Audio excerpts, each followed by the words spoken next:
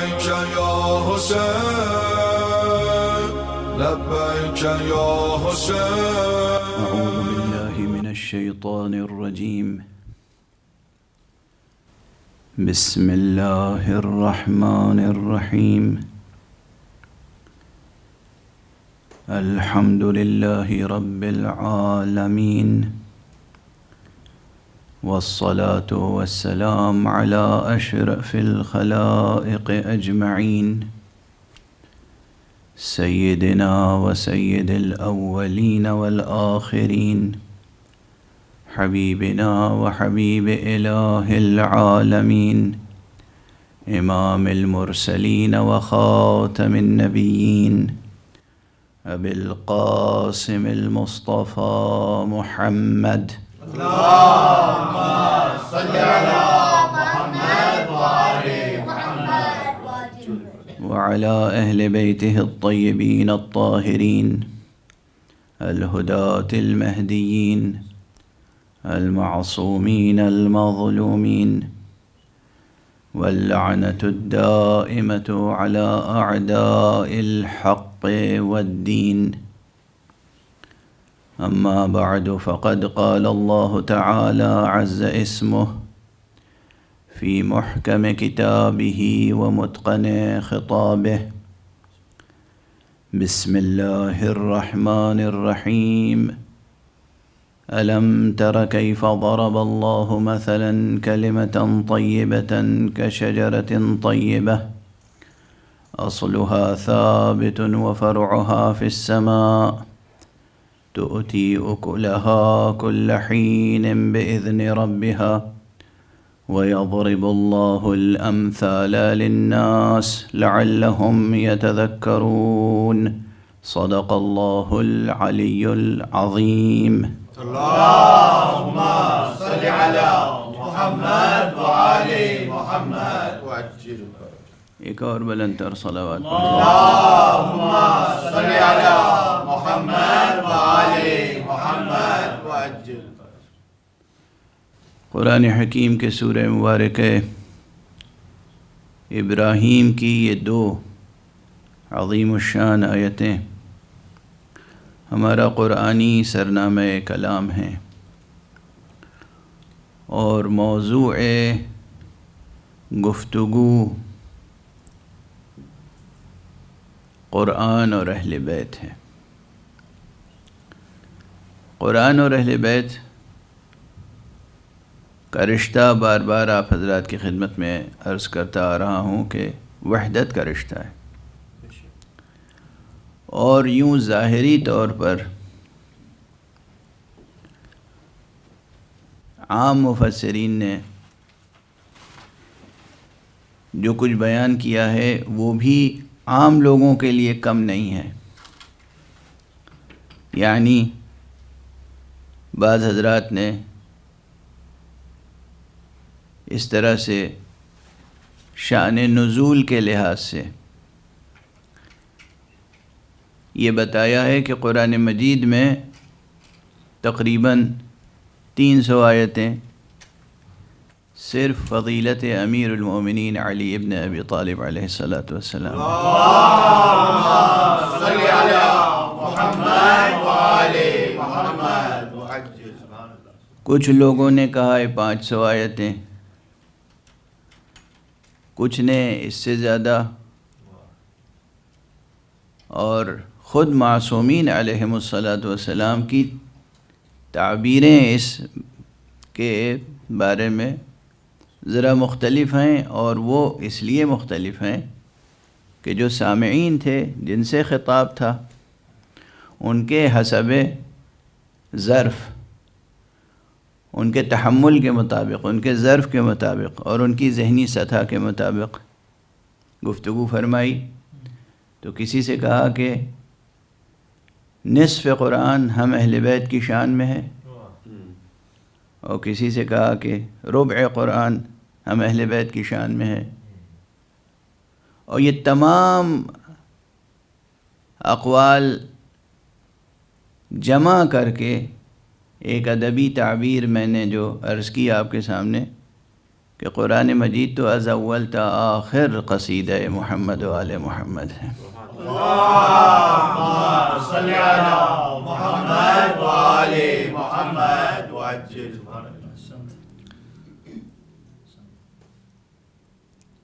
کسی کا تذکرہ قرآن جیسی کتاب میں کسی ایک مقام پر بھی کنایتاً بھی آ جائے تو اس کے شرف کے لیے کافی ہے. چہ جائے کہ ایک سے زائد مقام پر، چہ جائے کہ اتنے مقامات پر کہ اختلاف ہو جائے کہ 300 آیتیں ہیں کہ 500 آیتیں ہیں کہ 1000 آیتیں ہیں کہ 2000 آیتیں ہیں. یعنی آپ غور فرما رہے ہیں کہ عظمت امیر المومنین علی ابن ابی طالب علیہ السلام کی.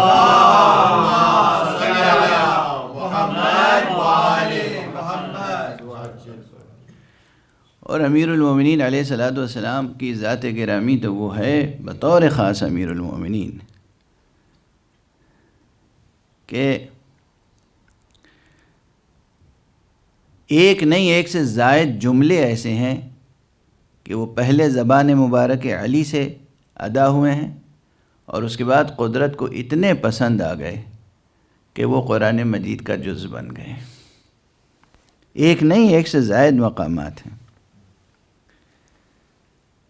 بہرحال قرآن اور اہل بیت کا موضوع نیا نہیں ہے، نادر نہیں ہے، عام ہے، مگر یہ موضوع اتنا شیریں ہے کہ جتنی بار بھی اس موضوع پہ گفتگو کی جائے سچی دلچسپی قائم رہتی ہے.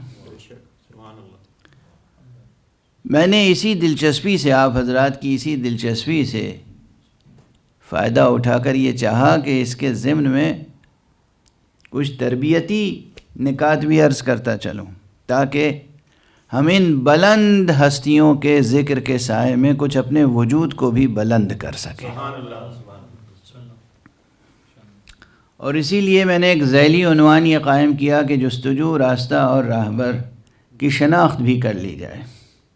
اپنے دل کا جائزہ لے لیا جائے کہ ہمارے دلوں میں آرزوئیں کیا کیا ہیں اور کیا حقیقت میں ہونی چاہیے. اور اسی طرح ہمارے ذہنوں میں جستجوئیں کیا ہیں اور کیا حقیقت میں ہونی چاہیے. اور اگر جستجو اور آرزو معین ہو جائے، مشخص ہو جائے، نمایاں ہو جائے، واضح ہو جائے تو پھر اس کی تکمیل کے لیے راستہ بھی آسان ہو جاتا ہے. اور اگر راستہ معین ہو جائے تو رہبر کی تعیین بھی آسان ہو جاتی ہے. رہبر وہی تو ہوتا ہے جو آگے آگے ہو. عام تصور یہ ہے اور اسی لیے اس کو عربی میں امام کہتے ہیں. امام یعنی وہ جو سب سے آگے ہو، آپ کے آگے ہو، جسے دیکھ کر آپ اس کی پیروی کرتے ہوئے آگے بڑھیں. یہ لفظ امام کی معنویت بہت زیادہ ہے اور اسی لیے موضوع امامت بہت اہم ہے، بہت اہم موضوع ہے. کوئی مانے یا نہ مانے، ان شئت او ابیت، مانے یا نہ مانے، امامت کا موضوع بہت اہم ہے. اب یہ اور بات ہے کہ کوئی اس امامت کے موضوع کو متن کتاب الہی سے حاصل کرتا ہے یا کوئی اس امامت کے موضوع کو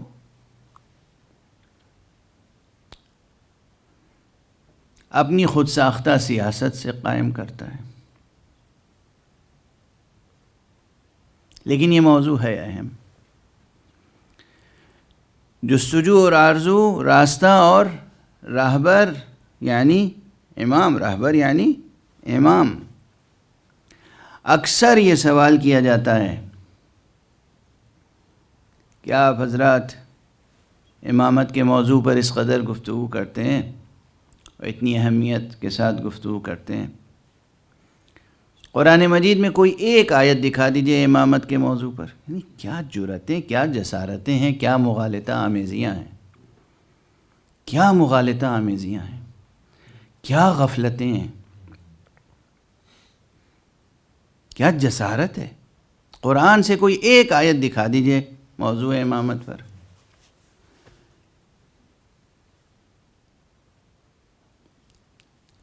قرآن مجید میں اتنی آیتیں موضوع امامت اور ولایت پر ہیں کہ ان تمام آیتوں کو اگر صفائے قلب کے ساتھ، صفائے ذہن کے ساتھ، اخلاص للہ کے ساتھ، ایمان باللہ کے ساتھ مطالعہ کیا جائے تو اس موضوع پر اور اس پورے نظام الہی پر کسی قسم کا ابہام اور اشکال باقی نہیں رہتا۔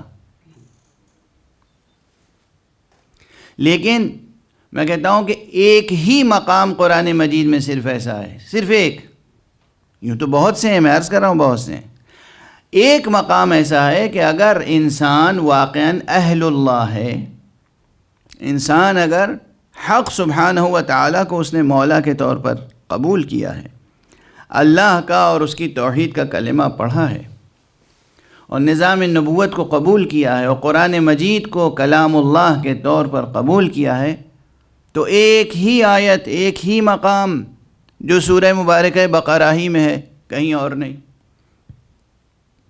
اس میں امامت اور امامت کے الہی منصب ہونے کا کامل ثبوت موجود ہے۔ وہی مشہور و معروف آیت جس میں جناب ابراہیم علی نبینا و علیہ السلام سے متعلق گفتگو حق سبحانہ و تعالیٰ نے نقل فرمائی ہے، وَإِذِ ابْتَلَى إِبْرَاهِيمَ رَبُّهُ بِكَلِمَاتٍ فَأَتَمَّهُنَّ قَالَ إِنِّي جَاعِلُكَ لِلنَّاسِ إِمَامًا قَالَ وَمِن ذُرِّيَّتِي قَالَ لَا يَنَالُ عَهْدِيَ الظَّالِمِينَ۔ یہ وہ مقام سخن ہے کہ قیامت تک کے نظام امامت کی وضاحت اس میں موجود ہے۔ منصب امامت کی اہمیت بھی اس سے واضح ہوتی ہے، اس آیت سے۔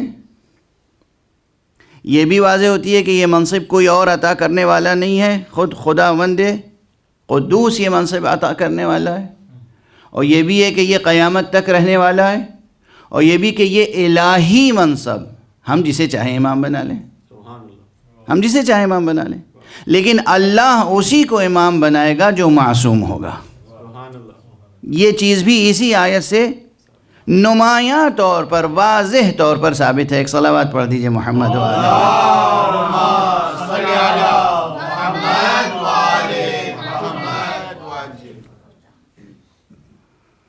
اور یہ بھی واضح ہے کہ یہ امامت کہیں اور نہیں رہ سکتی سوائے ذریت ابراہیم کے۔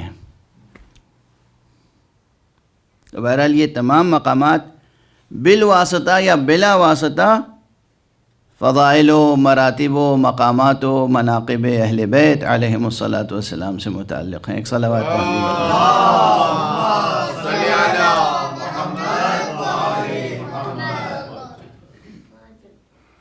حضرت، اب ترجمہ تو آپ حضرات کے اذہان میں ہوگا ہی، لیکن بہرحال پھر بھی عرض کر دیتا ہوں کہ حق سبحانہ و تعالیٰ کا یہ ارشاد گرامی سورہ بقرہ میں وَإِذِ ابْتَلَى إِبْرَاهِيمَ رَبُّهُ بِكَلِمَاتٍ فَأَتَمَّهُنَّ، اور یاد کرو اس واقعے کو کہ جب رب ابراہیم نے ابراہیم کی آزمائش کی، امتحان لیا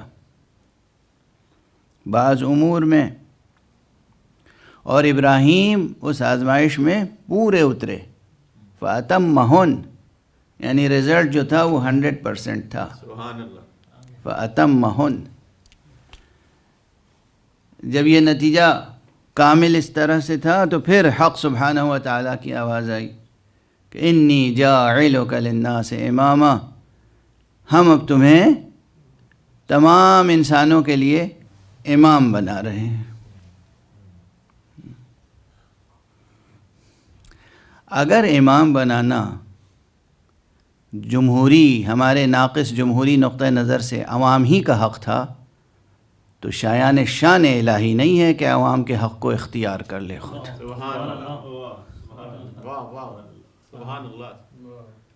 اور فرما رہے ہیں آپ، کیا بات، واہ واہ، عوام کے حق میں تصرف کرنا حکمراں کو زیب نہیں دیتا. سبحان اللہ، حکمراں کو اپنے حقوق کا خیال رکھنا چاہیے، اپنے فرائض کا، اور عوام کے حقوق کو بالکل تصرف نہیں کرنا چاہیے. اگر یہ چننا اور منتخب کرنا اور معین کرنا عوام کا حق ہے تو آپ کون ہوتے ہیں کہ ہمارے سر پہ مسلط کر دیں؟ کیا کہنے، سبحان اللہ، یہ اعلان ہے کہ یہ حق ہمارا ہے. واہ، انی جاعلک للناس اماما، ہم تمہیں انسانوں کے لیے، لوگوں کے لیے امام بنائیں گے. اور جیسے ہی حق سبحانہ و تعالیٰ نے فرمایا، اب یہ تو ایک فرد کی بات ہوئی. ہمارے بعض بزرگ کہا کرتے تھے کہ نبوت کا سلسلہ شروع ہوا حضرت آدم سے، رسالت کا سلسلہ شروع ہوا حضرت نوح سے، اور امامت کا سلسلہ شروع ہوا حضرت ابراہیم سے.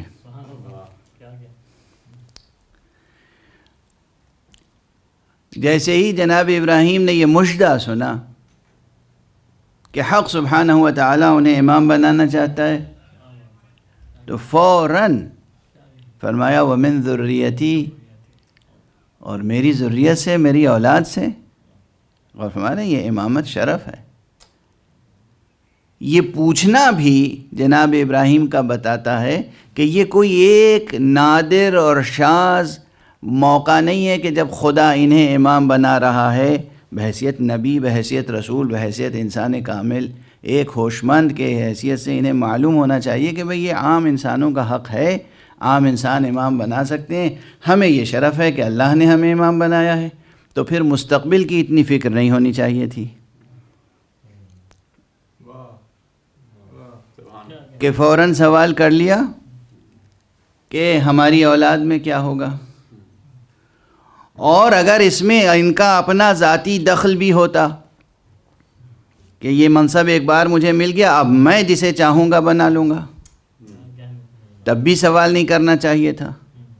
اس کے معنی یہ ہے کہ اس میں اللہ سبحانہ و تعالیٰ کا حق اتنا محفوظ ہے کہ جو خود امام ہو وہ بھی اپنے بعد کسی کو امام نہیں بنا سکتا. یعنی اگر کوئی کسی کی امامت کرے گا حق سبحانہ و تعالیٰ کی طرف سے تو وہ اپنی خواہش نفس سے نہیں کر سکتا، اللہ ہی کے حکم سے کرے گا. جناب ابراہیم کے کلام میں یہ چیز ثابت ہے. صرف اور صرف نہ عوام کا حق ہے، نہ خواص کا حق ہے، نہ کسی جماعت کا حق ہے، نہ جمعیت کا حق ہے، نہ 5-6 آدمیوں کا حق ہے، نہ پوری ملت کا حق ہے، نہ ایک فرد کا حق ہے. یہ حق ہے صرف حق سبحانہ و تعالیٰ کا. اور جب حق سبحانہ و تعالیٰ کا حق ہے تو اگر محمد عربی صلی اللہ علیہ وآلہ وسلم اپنے بعد کسی کی امامت اور ولایت کا اعلان کر رہے ہیں تو یہ سوال ہی نہیں قائم ہوتا کہ اپنی ذاتی محبت کے تحت ایسا کر رہے ہوں گے. حکم الہی ہے تو اعلان ہو رہا ہے، حکم الہی نہ ہوتا تو ہرگز یہ اعلان نہ ہوتا. ایک صلوات پڑھ دیجئے. اللہم صلی علی محمد وآل محمد. یہ حکم الہی ہے، یہ امر الہی ہے، یہ عہد الہی ہے، یہ منصب الہی ہے. بہرحال یہ موضوع ہے بہت طویل.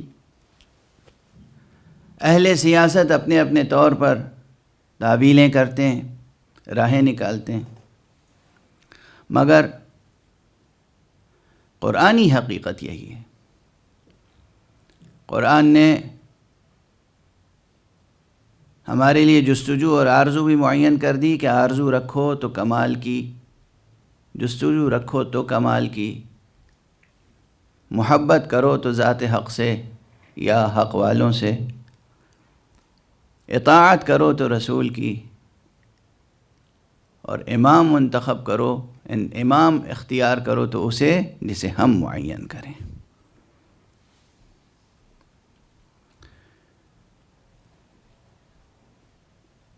لیکن تربیتی نقطہ نظر سے جو میں عرض کرتا آ رہا ہوں اور وہ سب خلاصہ مطالب قرآنیہ ہی ہے.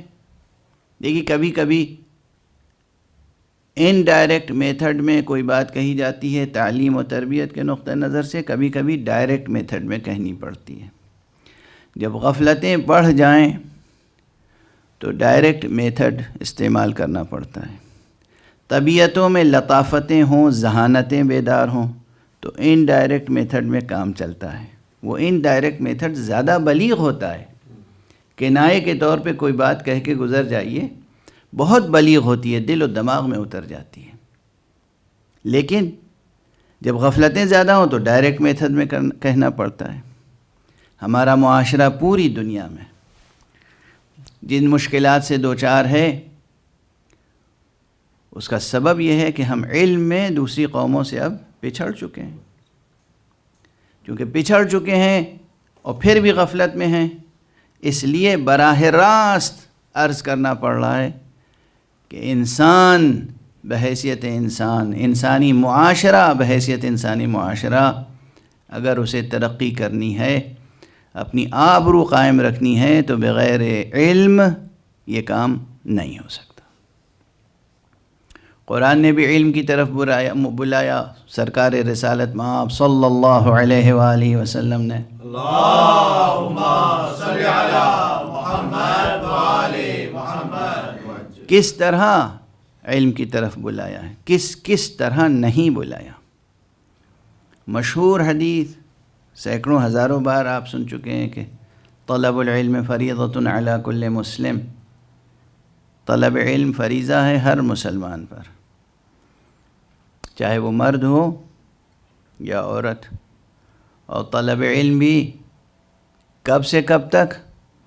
فرمایا گیا اطلب العلم من المہد الی اللحد، علم حاصل کرتے رہو ماں کی گود سے لے کر قبر کی گود تک، آغوش مادر سے آغوش قبر تک۔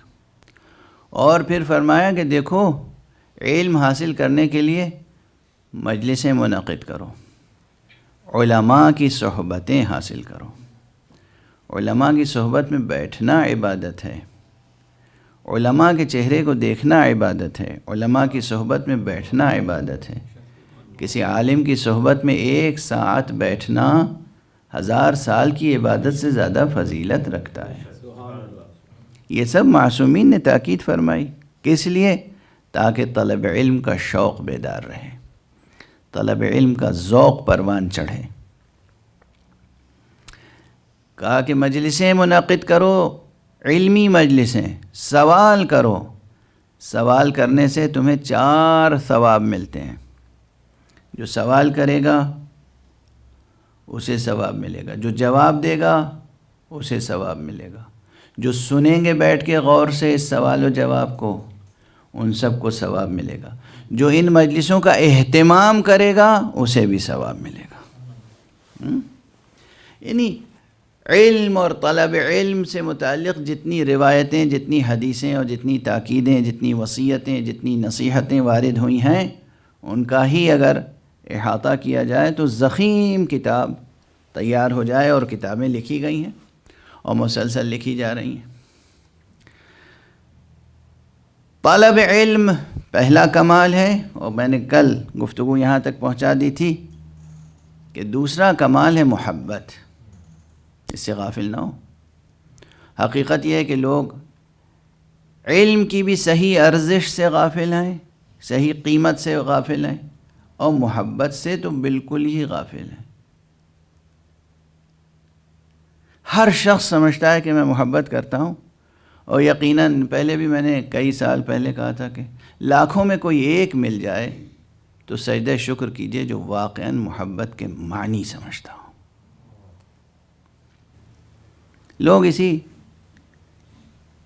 رسمی انس کو اور جسمانی کشش کو محبت سمجھتے ہیں۔ حقیقتاً یہ کوئی شاعرانہ مبالغہ نہیں ہے، یہ کوئی خطیبانہ حسن بیان نہیں ہے، حقیقتاً محبت ایک نوری حقیقت ہے۔ علم بھی نوری حقیقت ہے اور محبت بھی ایک نوری حقیقت ہے۔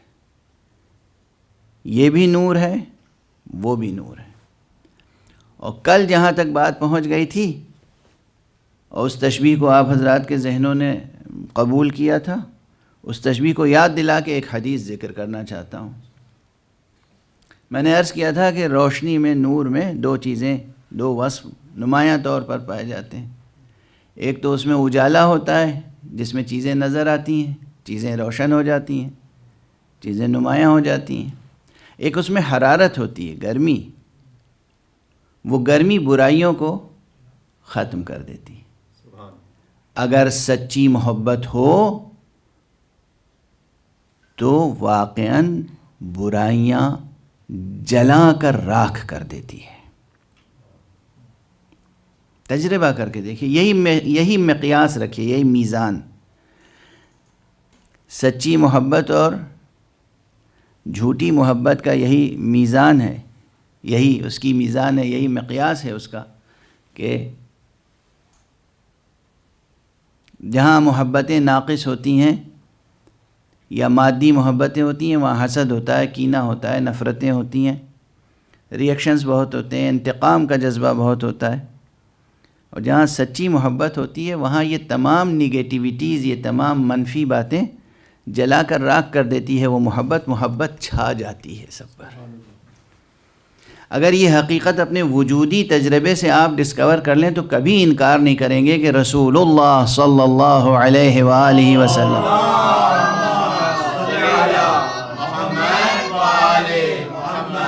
نے ارشاد فرمایا ہے.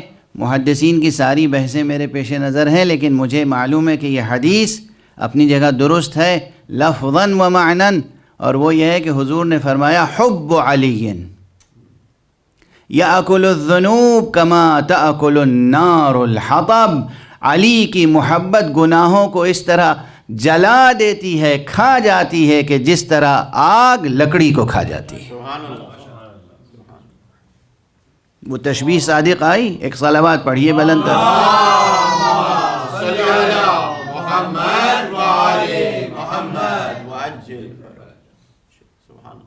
محبت، علی کی محبت، علی ابن ابی طالب علیہ السلام کی محبت گناہوں کو، گناہ یعنی کیا؟ برائیاں، خرابیاں، گناہ کو جلا کے راکھ کر دیتی ہے، کھا جاتی ہے جس طرح آگ لکڑی کو کھا جاتی ہے. کما تأکل النار الحطب، جس طرح آگ لکڑی کو کھا جاتی ہے. کیا تشبیہ ہے! اور یہ حقیقت محبت ہے، یہ حقیقت محبت ہے کہ محبت برائیوں کو جلا کے راکھ کر دیتی ہے. یوں تو وہ کہتے ہیں نا کہ ہر بلحوث نے حسن پرستی شعار کی، تو ہر شخص قلم اٹھا لیتا ہے، ہر شخص ادیب بن جاتا ہے، ہر شخص شاعر بن جاتا ہے، اور اسے ذاتی تجربہ ہوتا نہیں، دوسروں کے تجربے کو اپنے ٹوٹے پھوٹے لفظوں میں دہراتا رہتا ہے. تو اس کی تحریر میں نہ صداقت ہوتی ہے نہ تاثیر. لیکن جو کلاسیکل لٹریچر ہے پوری دنیا کا، اس میں عشق اور محبت کی جو عظمت ہے اس کا راز یہی ہے. اب لوگ پڑھتے ہی نہیں ہیں ادب، لٹریچر. شیکسپیئر انگریزی کا سب سے بڑا شاعر ہے. شیکسپیئر کے ہاں عشق کس طرح تجلی کرتا ہے، عشق، محبت، اس کی عظمتیں. شیکسپیئر کو پڑھ لیجئے. آج کل جو عوام الناس میں محبت کا تصور ہے اس سے کتنا مختلف ہے وہ تصور جو شیکسپیئر کی شاعری میں ملتا ہے. اسی طرح فارسی میں حافظ کی شاعری پڑھ لیجئے، امیر خسرو کی شاعری پڑھ لیجئے، میر کے عشق اور غالب کے عشق کو پڑھ لیجئے. وہ محبت اور عشق کا عظیم تصور جو میر انیس علیہ الرحمہ اور مرزا دبیر کے ہاں ملتا ہے اسے پڑھ لیجئے. محبت اور عشق اور اس کے آداب، تہذیب، جہاں محب کا، عاشق کا وجود اتنا بلند نظر آتا ہے کہ ہر چیز دنیا کی پست نظر آتی ہے اس کے سامنے. اور پھر محبت کی قوت، عشق کی قوت. آپ سمجھتے ہیں کہ یہ سب کیا، یہ ظاہری اور جسمانی اور مادی محبت اور عشق میں یہ قوت ہوتی ہے؟ مادی اور جسمانی عشق میں یہ قوت نہیں ہوتی. یہ وہ عشق ہے، وہ محبت ہے جو حسن مجرد سے تعلق رکھتا ہے. ایبسٹریکٹ ریئلٹیز کی چاہت، نیکی اور خوبی کی چاہت، نیکی اور خوبی کی چاہت، یہ خوبی کی چاہت، نیکی کی چاہت، حسن کی چاہت، کسی بھی امر میں بہترین کی چاہت، تو پھر وہ انسان کو ایلیویٹ کرتی ہے، بلند کرتی ہے. اچھا، جب محبت کی خصوصیت ہی یہ ہے کہ انسان کو بلند کرتی ہے، تو اگر کسی بلند سے محبت ہوگی تو کتنا بلند کرے گی. محبت کی تو خصوصیت ہی ہے کہ انسان کو بلند کرتی ہے، اور پھر اگر کسی بلند ہی سے محبت ہو تو نامحسوس بلند سے محبت کرنا ہو تو خدا سے کرو، محسوس بلندی سے محبت کرنا ہو تو علی ابن ابی طالب سے کرو.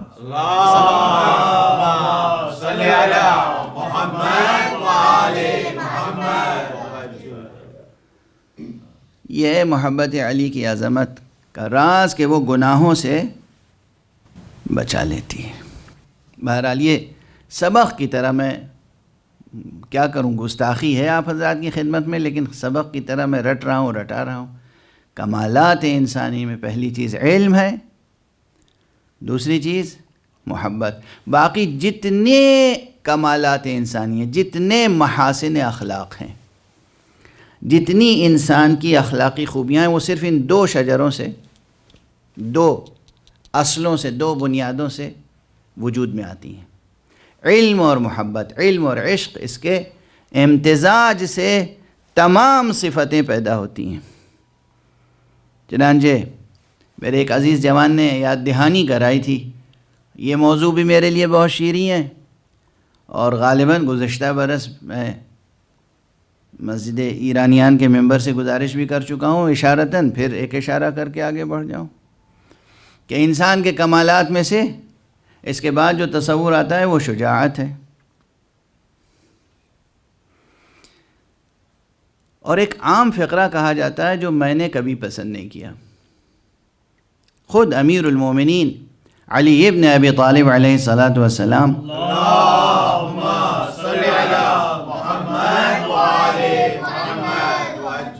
کے فضائل بیان کرتے ہوئے شعراء اور عام طور پر لوگ یہ کہہ دیتے ہیں کہ علی ابن ابی طالب کی شخصیت میں متضاد چیزیں جمع تھیں. علم اور شجاعت دو متضاد چیزیں ہیں. دنیا میں جو لوگ بڑے بڑے مشہور شجاع ہوئے ہیں وہ عالم نہیں ہوئے، جو بڑے بڑے عالم ہوئے ہیں وہ شجاع نہیں ہوئے. علی وہ ہیں جو عالم بھی ہیں اور شجاع بھی ہیں. میں کہتا ہوں کہ یہ تعریف درست نہیں ہے.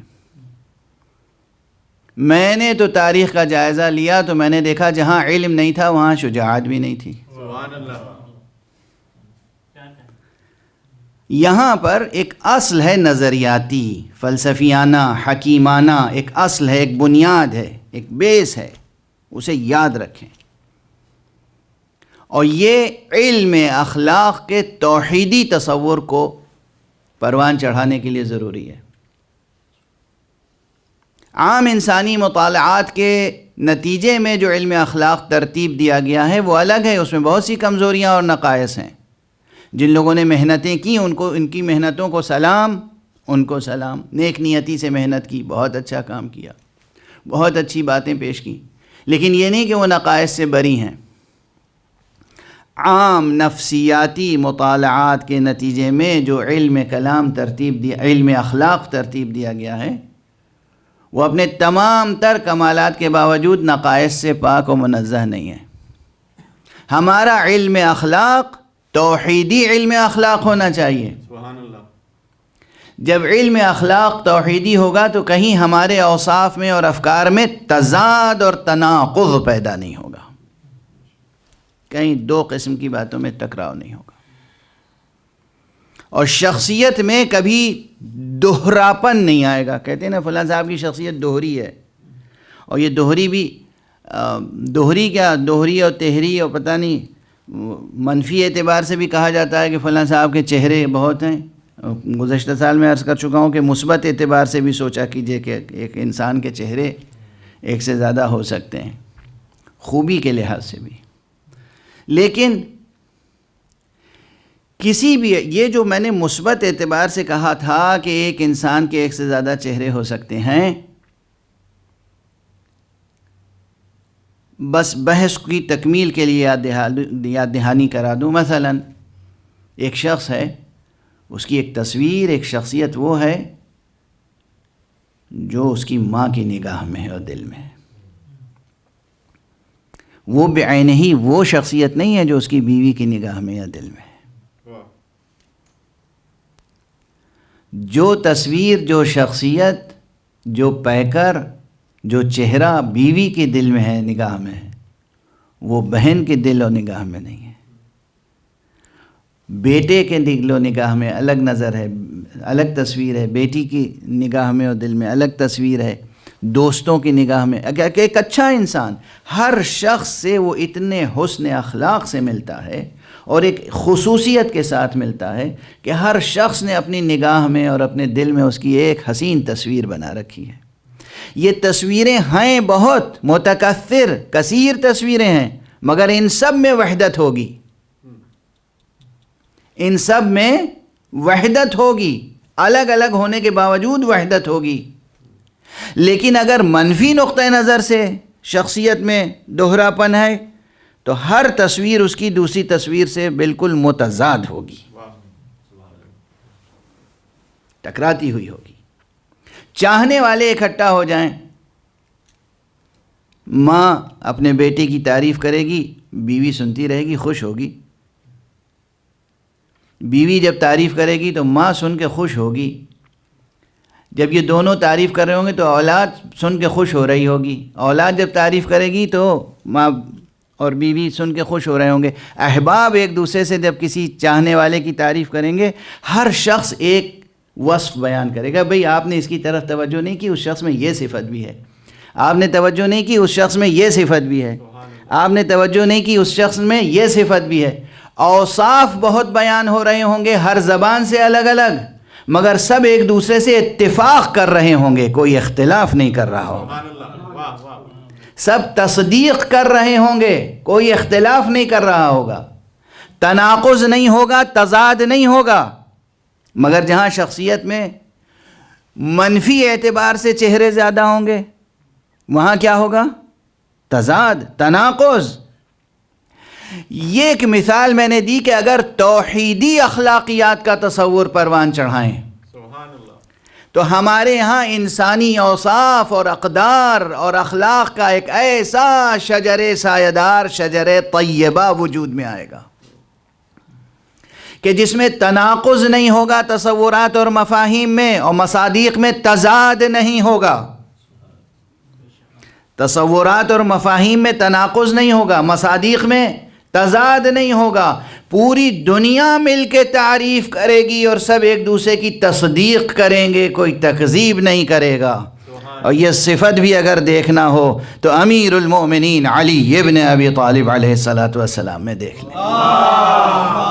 صلی علی محمد وآل محمد وعجل۔ یہ مطلب ایک علمی ارزش اور اہمیت رکھتا ہے، کاش کہ اس کو اس نقطہ نظر سے سمجھ لیا جائے اور یاد رکھا جائے۔ توحیدی علم اخلاق، ارسطوئی علم اخلاق نہیں، توحیدی علم اخلاق۔ کام نہیں ہوا ہے اس نقطہ نظر سے، کام نہیں ہوا ہے اس نقطہ نظر سے، یہ اصطلاح وجود نہیں رکھتی ہے ابھی تک۔ اس سے پہلے میں نے ایک مرتبہ خود ہی گزارش کی ہے۔ تو جب آپ توحیدی نقطہ نظر سے دیکھیں گے تو یہ علم اور شجاعت دو متضاد چیزیں نہیں نظر آئیں گی، اور علم و محبت بھی دو متضاد چیزیں نہیں نظر آئیں گی۔ جیسے کل میں نے عرض کیا تھا کہ بعض حضرات کہتے ہیں کہ محبت اندھی ہوتی ہے، عقل جو ہے وہ عشق کے مانع ہوتا ہے، خرد جو ہے وہ عشق سے روکتی ہے۔ ناقص تصورات ہیں یہ سب ناقص تصورات ہیں، یہ سب عام اور پست نفسیات کا مطالعہ کر کے جو اخلاقیات ترتیب دی گئی ہے اس کا نتیجہ ہے۔ عشق اور عقل کا جھگڑا، اور علم اور عشق کا جھگڑا، علم اور محبت، یہ سب جو عام نفسیات ہیں نا، پست سطح کی نفسیات، اس کا مطالعہ کر کے یہ نفسیات ترتیب دی گئی، اور اس پہ علم اخلاق کی اور فکر کی اور فلسفے کی بنیاد ڈال دی گئی۔ حقیقتاً کمال علم کے ساتھ علم جب اپنے معلوم کی طلب کرتا ہے تو اسی طلب کا نام عشق و محبت ہے۔ یاد رکھیے گا یہ جملہ، علم متعلق ہوتا ہے نا معلوم سے، علم جب اپنی بہترین معلومات کی طلب کرتا ہے اس طلب کا نام محبت اور عشق ہے، اور جب علم اور عشق مل کر تجلی کرتا ہے، طلب میں کمال پیدا ہوتا ہے، تو شجاعت وجود میں آتی ہے۔ تضاد کا تو کوئی تعلق ہی نہیں ہے کہ جہاں یہ ہوگا وہ نہیں ہوگا، جہاں وہ ہوگا وہ نہیں ہوگا۔ عالم ہی شجاع ہو سکتا ہے، جاہل شجاع نہیں ہو سکتا۔ عالم ہے جو ثبات قدم رکھتا ہے، جاہل ثبات قدم نہیں رکھتا۔ عالم ہے جو ٹھہر کر جہاد کرتا ہے، جاہل ہے جو میدان سے فرار کرتا ہے۔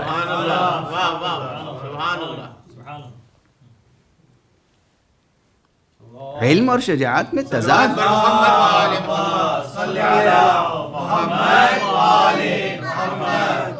ایک اور بلندر صلوات پڑھ دیں۔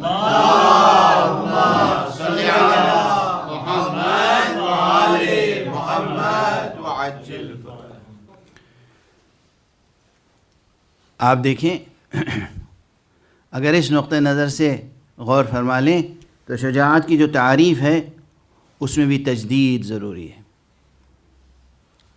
کیا ہے شجاعت کی ڈکشنری میننگ اور شجاعت کی اصطلاحی میننگ جو لوگوں نے لکھی ہے؟ مجھے 100% اختلاف ہے، اور اسی لیے میں حمد خدا ادا کرتے ہوئے عرض کرتا ہوں کہ بہت سی تعریفات، بہت سی اصطلاحیں، بہت سی تعریفات، بہت سی ڈیفینیشن اس فقیر کے بعد کتابوں میں اضافہ ہوں گی۔ ریجیکٹ کرتا ہوں میں اس تمام تحریر کو جو لکھی گئی اب تک۔ شجاعت اور علم میں تضاد ہے، جہاں شجاعت ہوگی وہاں علم نہیں ہوگا، جہاں علم ہوگا وہاں شجاعت نہیں ہوگی۔ اور شجاعت کے معنی ہے بس دل کی وہ ہمت کہ جو انسان کو خطرات کو سے روبرو ہونے کی صلاحیت بخشے۔ ٹھیک ہے، یہ ایک مظہر ہے شجاعت کا، ورنہ شجاعت کا تعلق صرف میدان جنگ سے نہیں ہے۔ ممبر پہ بھی شجاعت درکار ہوتی ہے، کرسی درس پہ بھی شجاعت درکار ہوتی ہے، گھر میں بچوں کی تربیت کے لیے بھی شجاعت درکار ہوتی ہے، ایک اچھی فیملی لائف کو پروان چڑھانے کے لیے بھی شجاعت درکار ہوتی ہے، معاشرے میں ایک مقام بنانے کے لیے بھی شجاعت درکار ہوتی ہے، دین کی حفاظت کے لیے بھی شجاعت درکار ہوتی ہے، اپنے کسی بھی منصب کے حقوق کو، فرائض کو ادا کرنے کے لیے بھی شجاعت درکار ہوتی ہے۔ اسی لیے صرف تلوار چلانا شجاعت کی پہچان نہیں ہے، تلوار کی چھاؤں میں سو جانا بھی شجاعت کی پہچان ہے۔ جو لوگ بدر سے حضرت علی کی شجاعت کا تذکرہ کرتے ہیں، مجھے ان سے اختلاف ہے۔ شب ہجرت سے کیجئے آغاز۔ امیر المومنین علی ابن ابی طالب علیہ السلام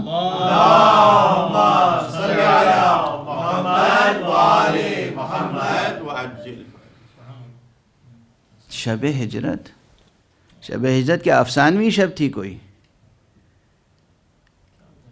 شب ہجرت گھر کے چاروں طرف تلواریں کھینچے ہوئے تمام قریش کے خانوادے کے نمائندے موجود ہیں، اور رسول اللہ فرما رہے ہیں اے علی تم میرے بستر پہ سو جاؤ.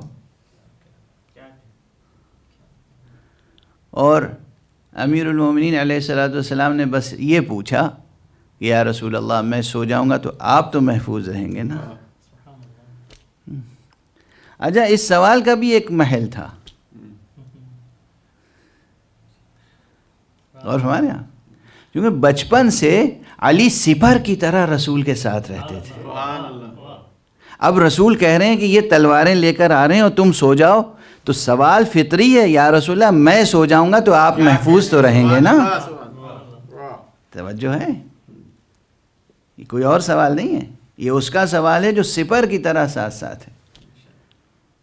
سنے ہوئے واقعات ہیں آپ کے کہ بچپن سے مکے کی گلیوں میں رسول اللہ جب گزرتے تھے تو مکے کے نابکار و ناہنجار دشمنان خدا، دشمنان رسالت نے یہ طریقہ، یہ وتیرہ اختیار کر لیا تھا کہ اپنے بچوں سے کہتے تھے کہ محمد کو اذیت دو صلی اللہ علیہ وآلہ وسلم. اللہم صلی علی محمد وآل محمد. انہیں پریشان کرو، انہیں ستاؤ. بچے پتھر اٹھا کے پھینکتے تھے، کانٹے راستے میں ڈال دیتے تھے، طرح طرح سے اذیت کرتے تھے. اور جب امیر المومنین علیہ الصلوۃ والسلام آگے بڑھتے تھے اور ان کی کلائیاں مروڑ دیتے تھے، تو اس لیے بچے فرار کر جاتے تھے. اب یہ سب واقعات ہیں، تفصیلات ہیں، اگر میں اپنے انداز سے گزارش کروں تو پھر یہ جو وقت معین و محدود ہے یہ کافی نہیں ہوگا. یہ امیر المومنین جو ہر موقع پر سپر کی طرح ساتھ ساتھ ہیں، اور جنہوں نے اپنے لیے صبر کو مخصوص کیا ہے اور رسول کے لیے شجاعت کو مخصوص کیا ہے. اپنی ذات کے لیے صبر اور رسول اللہ کے لیے شجاعت. اب صبر کو اپنی زرہ بنا لیا، شجاعت کو رسول کی سپر بنا دیا. علی نے اپنی ذات کے ان دو اوصاف کا استعمال اس طرح کیا ہے، اپنے صبر کو اپنے لیے زرہ بنا لیا، اپنی شجاعت کو رسول اللہ کے لیے سپر بنا دیا. اب رسول اللہ فرما رہے ہیں کہ تم سو جاؤ، تو فرمایا کہ میں سو جاؤں گا تو آپ تو محفوظ رہیں گے. کہاں میں محفوظ رہوں گا، بس تم مجھ سے مدینے میں آ کے ملنا. اب جس اطمینان سے علی سوئے ہیں، آپ نے حرب شجاعت سنی ہوگی، خواب شجاعت یہ ہے. سبحان اللہ، سبحان اللہ، نعرہ حیدری. شجاعت سو رہی ہے اور بزدلیاں آزمائشیں کر رہی ہیں. شجاعت سو رہی ہے اطمینان سے. تو شب ہجرت سے پہلے، شب ہجرت کے بعد، اور یوں تو امیر المومنین علیہ الصلوۃ والسلام کی شجاعت کا آغاز تو گہوارے سے ہو جاتا ہے. واہ واہ، سبحان اللہ، تو گہوارے سے ہو جاتا ہے جب اشدر کے 2 ٹکڑے کیے تھے. سبحان اللہ. جس نے بچپن میں شجاعت کا اظہار اس طرح کیا ہو، اس کی جوانی میں شجاعت کا اظہار کس طرح ہوگا. سبحان اللہ. تو علم بھی علی کے ساتھ وہ نسبت رکھتا ہے جو وحدت کی نسبت ہے، اور شجاعت بھی امیر المومنین کے ساتھ وہی نسبت رکھتی ہے جو وحدت کی نسبت ہے. بہرحال یہ تذکرے آپ کے کان میں پڑے رہیں، اور پھر آپ یہ جملہ یاد رکھیں کہ کمالات انسانی میں سے ایک کمال علم ہے، ایک کمال محبت ہے، ایک کمال شجاعت ہے. جو دنیا کے شجاع ہوتے ہیں وہ ہمیشہ جو فیصلے کرتے ہیں وہ علم کی روشنی میں کرتے ہیں، جہالت کی روشنی میں فیصلہ نہیں کرتے. شجاع جہالت کی روشنی میں فیصلہ کرنے والوں کو متحور کہا جاتا ہے، شجاع نہیں. اس نے کہا یعنی 2 چیزیں ہیں، ایک ہے تحور اور ایک ہے شجاعت. 2 چیزیں ہیں. بہت سے لوگوں کا نام تحور رکھا جاتا ہے، سنا ہوگا آپ نے. مجھے یہ لفظ کبھی اچھا نہیں لگتا، بس ایک جگہ اچھا لگا مجھے، وہ میر انیس علیہ الرحمہ نے ایسا خوبصورت استعمال کیا ہے. میر انیس یوں ہی تھوڑی انہیں ناخدائے سخن کہتے ہیں. جب حضرت حر کا انہوں نے مرثیہ لکھا ہے تو لکھا ہے کہ بخدا فارس میدان تحور تھا حر. وجہ کیا ہے؟ حر نے بعض اقدام، حر قوی تھا، مضبوط تھا، جری تھا، جسور تھا، جنگجو تھا، ہماری اصطلاح میں بہادر تھا، وہ بھی اپنی ماں کا شیر تھا، سب کچھ تھا، مگر اس نے بعض فیصلے جہالت کے کیے. آخری فیصلہ اگر علم کی روشنی میں نہ کیا ہوتا تو آج حر کا ٹھکانہ کہاں ہوتا. اس جملے کو سن کے یاد رکھنا، فیصلے ہمیشہ علم کی روشنی میں کرنا. جوانوں، عزیزوں، بزرگوں، فیصلے ہمیشہ علم کی روشنی میں کرنا. اگر اپنی زندگی کا آخری فیصلہ حر نے علم کی روشنی میں نہ کیا ہوتا تو آج اس کا ٹھکانہ کہاں ہوتا. واضح ہے. میر انیس نے کیوں کہا بخدا فارس میدان تحور تھا حر؟ یعنی یہ میں پہلے کہہ چکا ہوں 2-3 مرتبہ، لیکن آپ حضرات کے حافظے بھلا دیتے ہیں تو ہم لوگوں کو دہرانے کا موقع مل جاتا ہے. ایک صلوات پڑھ دیجئے محمد و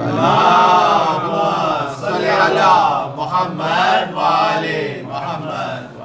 جو لوگ شاعری کا ذوق رکھتے ہیں وہ سمجھتے ہیں کہ شاعری میں 2 چیزیں بہت اہم ہیں، کلاسیکل اور پابند پوئٹری میں. ایک وزن اور بحر. کسی شاعر کے لیے اس سے بڑا عیب نہیں ہے کہ اس کا مصرع وزن سے گرا ہوا ہو.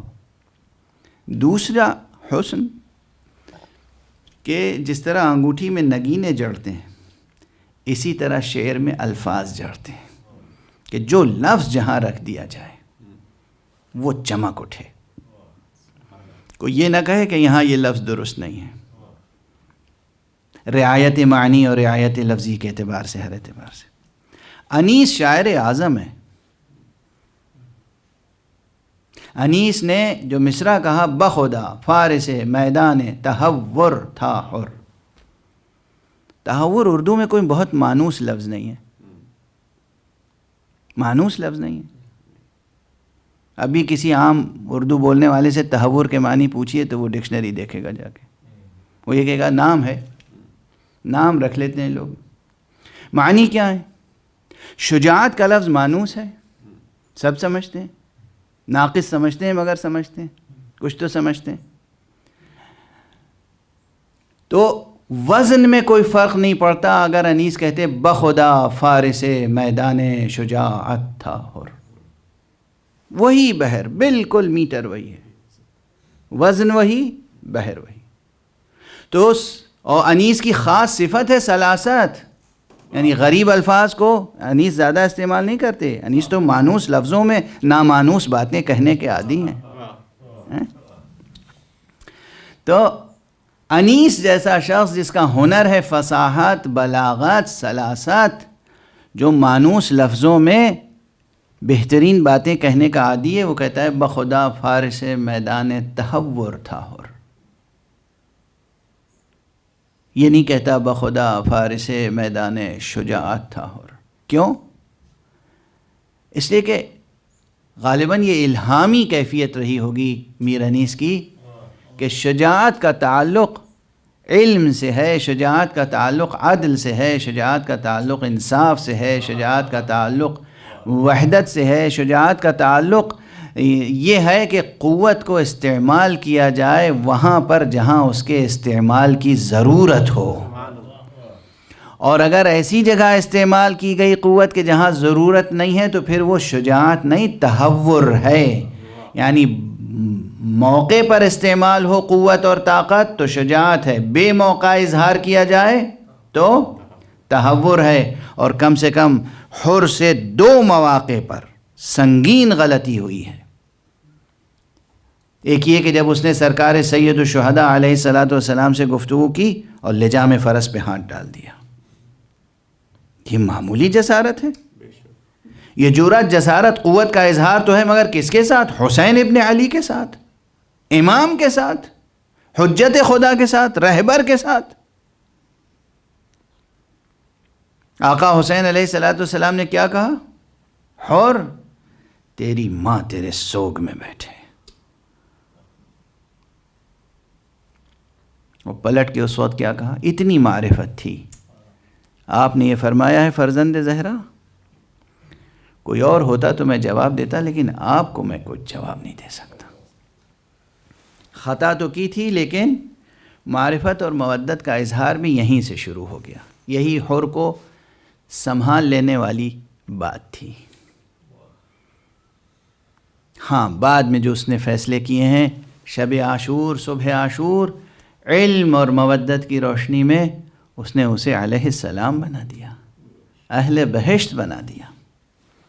وقت تمام ہو گیا ایک مثال دینے میں خلاصہ پھر عرض کر دوں تاکہ ذہنوں میں بالکل طالب علمانہ انداز سے راسخ ہو جائے کہ شجاعت اور علم میں کوئی تضاد نہیں ہے۔ شجاعتیں وہیں ہوتی ہیں جہاں علم ہوتی ہے، شجاعتیں وہیں ہوتی ہیں جہاں سچی، اصلی، حقیقی محبت ہوتی ہے۔ محبت شجاعت پیدا کرتی ہے۔ نفرتوں میں شجاعت نہیں ہوتی، محبتوں میں شجاعت ہوتی ہے۔ جہالتوں میں شجاعت نہیں ہوتی، علم میں اور معرفت میں شجاعت ہوتی ہے۔ یہی سبب ہے کہ کربلا میں شجاعت حسین اور حسین کے اصحاب میں دیکھنے سے تعلق رکھتی ہے۔ کیا کیا شجاعتیں ہیں، آپ حبیب کی شجاعت دیکھ لیجئے، یا زہیر کی شجاعت دیکھ لیجئے، یا حبیب کی شجاعت دیکھ لیجئے۔ حبیب ابن مظاہر بوڑھے ہیں مگر کیا شجاعت ہے۔ زہیر ابن قین، کیا شجاعت ہے۔ آپ تصور فرمائیے کیا غیر معمولی شجاعت ہے کہ جب ہنگام نماز تھا، ظہر کی نماز ادا کرنے کا موقع تھا، تو دو صحابی ایسے تھے، سعید اور زہیر، کہ جنہیں امام نے کہا تم آگے کھڑے ہو جاؤ۔ خود امام کا مصلح بچھا ہوا ہے، پیچھے اصحاب ہیں، نماز ظہر ادا ہو رہی ہے۔ اب یہ فطری بات ہے، آپ حضرات سمجھ سکتے ہیں کہ کچھ چیزیں، جسم کی حرکتیں ایسی ہوتی ہیں کہ بے اختیار صادر ہوتی ہیں انسان سے۔ کچھ حرکتیں آپ اختیار سے کرتے ہیں اور کچھ حرکتیں بے اختیار صادر ہوتی ہیں۔ آپ کو پانی پینا ہے تو آپ اختیار کے ساتھ ہاتھ بڑھائیں گے، گلاس اٹھائیں گے، جام اٹھائیں گے، کاسا اٹھائیں گے اور نوش فرمائیں گے۔ لیکن اگر کوئی آندھی ہے، طوفان ہے، کوئی خس و خاشاک کا ٹکڑا ہے جو آپ کی طرف آ رہا ہے، آنکھوں کی طرف، پلکیں خود بخود جھپک جائیں گی، ہاتھ خود بخود اٹھ جائے گا اس کو دور کرنے کے لیے، اس خس و خاشاک کو دور کرنے کے لیے۔ اسی طرح جب کوئی اسلحہ آتا ہے تو بے اختیار جسم ہٹ جاتا ہے۔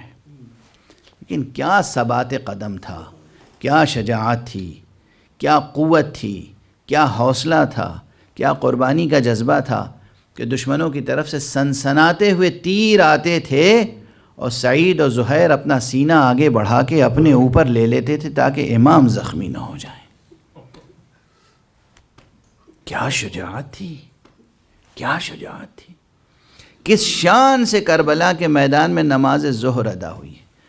میں آپ کے سامنے قسم کھا کے کہہ سکتا ہوں، اکثر میری کیفیت یہ ہوتی ہے جب نماز میں تکبیرۃ الاحرام کہنے کے لیے ہاتھ اٹھاتا ہوں تو پہلے میرے سامنے تصور آتا ہے، کبھی نماز صبح حسین کا تصور آتا ہے، کبھی نماز ظہر حسین کا تصور آتا ہے، کبھی نماز عصر حسین کا تصور آتا ہے، کبھی یہ تصور آتا ہے نماز مغرب جب ادا کرتا ہوں یا نماز عشاء کہ اس وقت آقا کا سر نو کے نیزہ پر کہاں تلاوت کر رہا ہوگا۔